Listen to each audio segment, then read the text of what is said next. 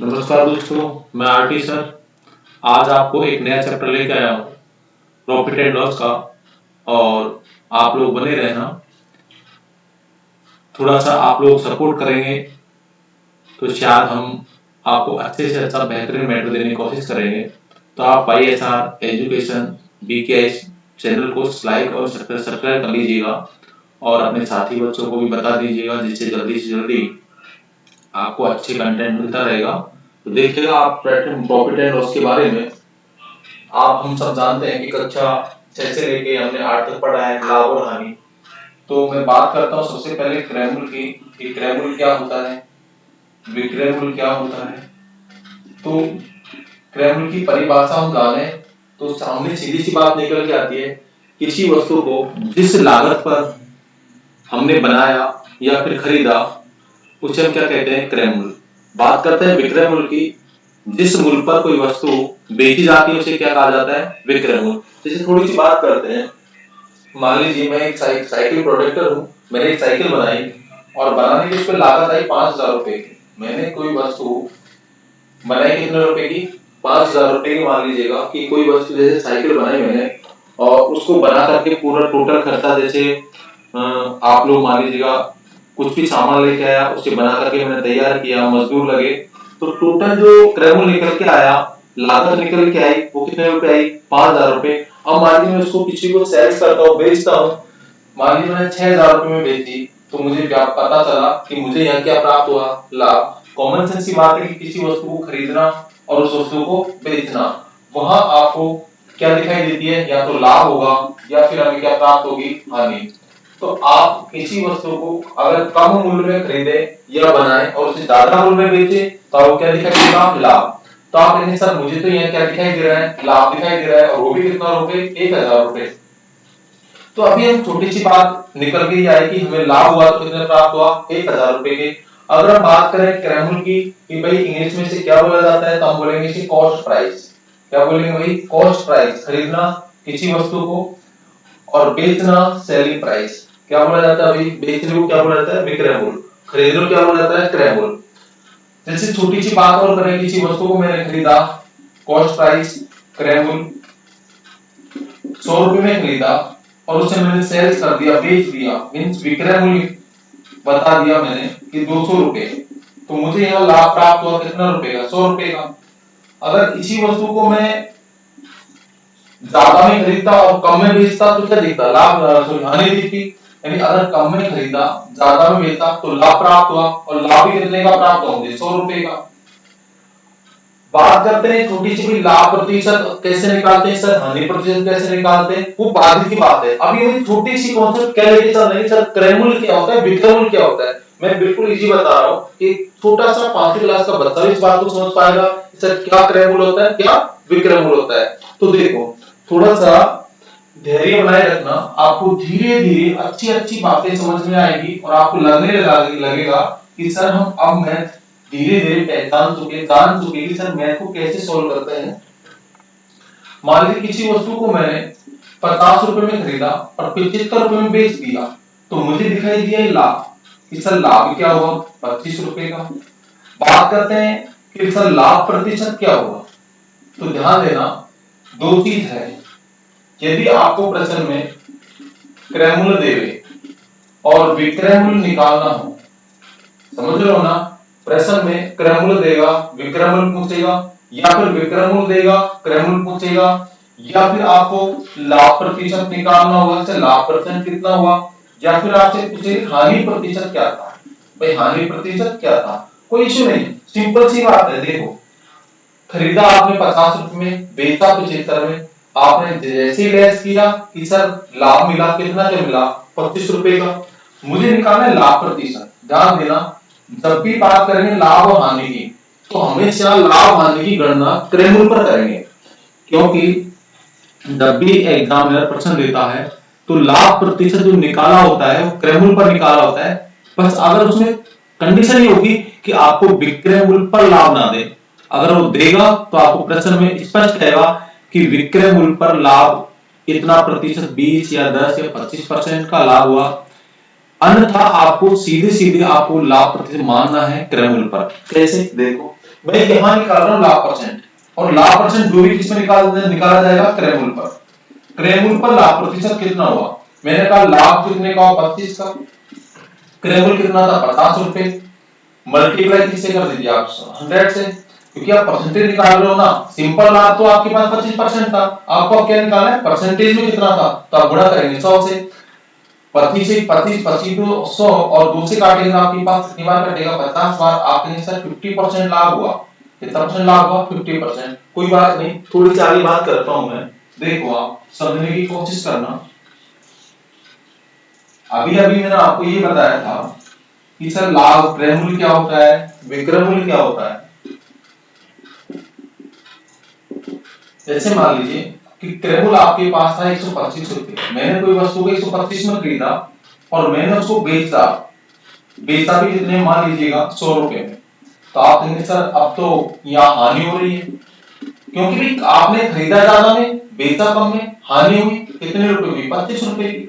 रुपए में 25 की, ना कि परसेंटेज में। हाँ, अगर आप कुछ भी सर हानि का प्रतिशत क्या था, मैंने कहा था हानि का प्रतिशत निकालने के लिए हानि हुई 25 की, कितनी हुई, 25 की। लाभ हानि की गणना हमेशा किस पर करेंगे, क्रय मूल्य पर। ध्यान देना, प्रश्न में यदि सीधा लाभ या हानि पूछे तो आपको ज्ञात करना होगा क्रय मूल्य पर। लाभ हानि किस पर, क्रय मूल्य पर। क्रय मूल्य कितना था, 125, मल्टीप्लाई किससे, 100 से। ये 100 नहीं, परसेंटेज वाला 100 लेना है, क्योंकि आप परसेंटेज में बात कर रहे हो तो इसलिए आप 100 से गुणा कर रहे हो। 25 5 125, 25 से 25 और 5 से काटा आपने 20%। आपको पता चला कि सर हानि हुई या कितना परसेंट की, 20% की। अगर इसी बात को आप कहेंगे सर नहीं कुछ अच्छा बताओ, तो मैं आपको बता देता हूं, अच्छा भी देख लीजिएगा, धीरे धीरे आप समझते चलो चीजों को। जैसे मैंने आपकी बात क्रय मूल्य दिया और आपसे मैंने पूछा कि यहाँ पर मैंने हानि ली 20% की, किसी वस्तु को मैंने खरीदा 125 में और उसे 20% की हानि पर बेच दिया, मींस आपको निकालना था क्रय मूल्य। कि विक्रय मूल्य क्या रहा होगा, खरीदा 125 में, हानि हुई 20% की, और आपसे पूछ लिया गया उस वस्तु को कितने में बेचा गया, मींस विक्रय मूल्य क्या था। आप कहेंगे सर अब कैसे सोल्व करें, कुछ नहीं, थोड़ी देर इसको ड्रॉप कर लीजिएगा, रोक लीजिएगा, बात चलती आगे थोड़ी सी। यदि प्रश्न में आपको क्रय मूल्य दे और विक्रय मूल्य पूछे या विक्रय मूल्य दे और क्रय मूल्य पूछे, इस दुनिया में आप खूब जानते हैं सबसे पहले कोई वस्तु बनी होगी, मींस बनी होगी का मतलब लागत मूल्य। सबसे पहले कोई भी वस्तु पर आपको लागत आई होगी, उसके बाद आपने क्या करी होगी, उसको बेची होगी। तो मैं ये कह रहा हूं कि इस दुनिया में सबसे पहले वस्तु बनी, उसके बाद बेची, तो सबसे पहले होता है क्रय मूल्य, उसके बाद होता है विक्रय मूल्य। यदि प्रश्न में आपको कहेंगे क्रय मूल्य दे और विक्रय मूल्य पूछे, तो आपके पास में 100 आएगा नीचे, 100 का आएगा नीचे। यदि प्रश्न में विक्रय मूल्य दे और क्या पूछा आपसे, क्रय मूल्य, तो 100 आपको ऊपर रखना है। आपको सर ये ऊपर नीचे का सिस्टम क्या है, थोड़ा सा समझो। यदि प्रश्न में क्रय मूल्य देगा, विक्रय मूल्य पूछेगा, तो 100 नीचे आएगा, मींस कैसे, आप इस प्रकार का फिर बनाएंगे। तो यहाँ तो आपके पास जो विक्रय मूल्य और क्रय मूल्य देगा उसको लिख लीजिएगा, जो आपके पास लाभ या हानि देगा उसको आप यहां लिखेंगे, और जो आपके पास चौथा सिस्टम है वो नीचे या ऊपर, या तो ऊपर आएगा या नीचे आएगा। आएगा कैसे, देखो मैंने कहा किसी वस्तु को खरीदा गया था मान लीजिए 100 रुपए में, इतना मैं खरीदा 100 रुपए में, और उसको मुझे बेचा, लाभ पर बेचा मैंने कहा कि 20% का लाभ पर बेची मैंने। यदि मैंने उसे 20% के लाभ पर बेचा और मुझे विक्रय मूल्य निकालना था, तो आप कहेंगे सर अब बताओ आप लोग कैसे सोल्व कर रहे होंगे।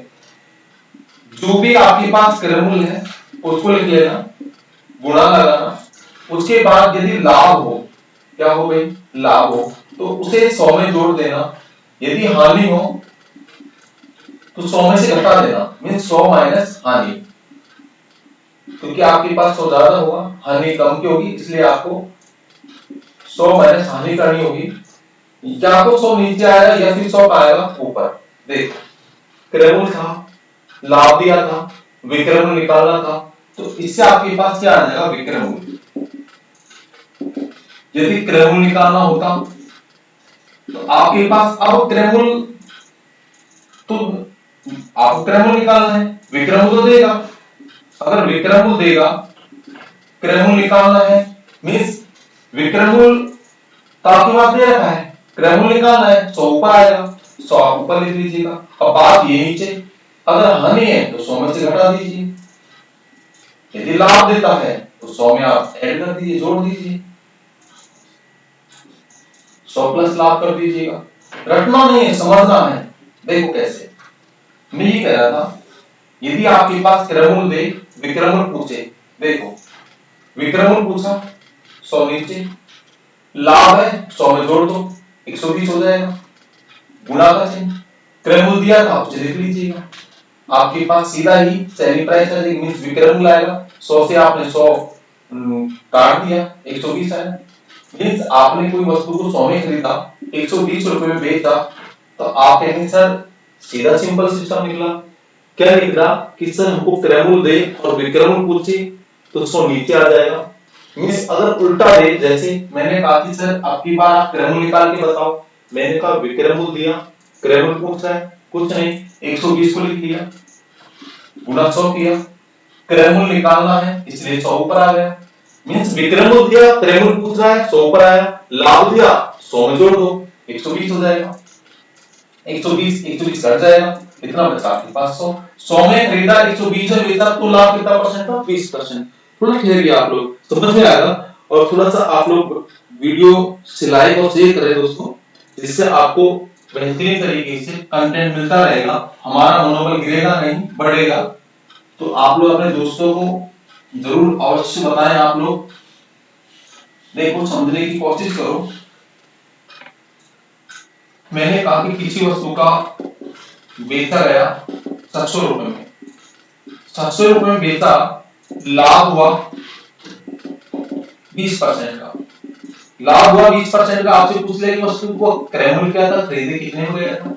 मैंने थोड़ी देर पहले कहा था, एक कॉन्सेप्ट दिमाग में रखो, इस दुनिया में सबसे पहले वस्तु को खरीदा गया, उसके बाद वस्तु को बेचा गया, बीच की बात है, बीच की बात है कि आपको लाभ हुआ है हानि। देखो, खरीदा कम में, बेचा ज्यादा में, लाभ होगा, खरीदा ज्यादा में, बेचा कम में, हानि होगी। इस दुनिया में क्रयमूल सबसे पहले बना। यदि क्रयमूल पूछे, सॉरी क्रयमूल दे और विक्रमूल पूछे तो 100 नीचे रख के चलना है, विक्रमूल दे क्रयमूल पूछे तो 100 कहां रखना आपको, ऊपर। देखो विक्रमूल दिया, लिख लिया मैंने, तो 700 रुपए मल्टीप्लाई, अब जरा ये याद रखना 100 ऊपर आएगा नीचे। देखो बाद वाला दिया है, पहले वाला पूछा है, मींस 100 ऊपर आएगा, लाभ है 100 में जुड़ेगा, 120 हो जाएगा, सोल्व कर लो, 20 से 5 बार कट जाएगा, कितना रुपया आया 500।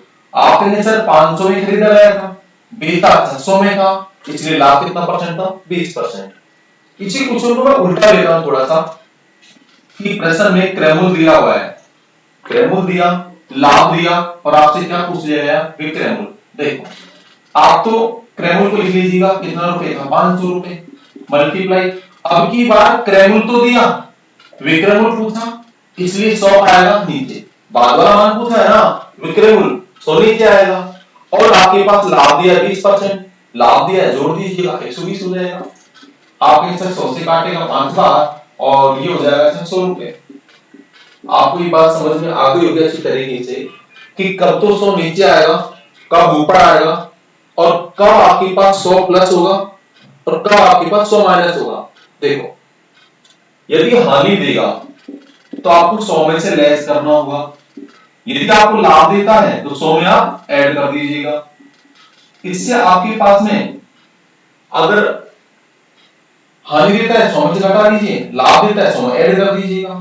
ऊपर नीचे का सिस्टम आपको समझ में आ गया, 100 ऊपर कब आएगा, 100 नीचे कब आएगा। फिर भी बता देता हूं, क्रयमूल दे विक्रमूल पूछे तो 100 नीचे आएगा, यानी बाद वाला मान पूछेगा तो 100 नीचे आएगा। अगर आपके पास में ऊपर वाला मान पूछे, पहले वाला मान पूछे तो 100 ऊपर आएगा।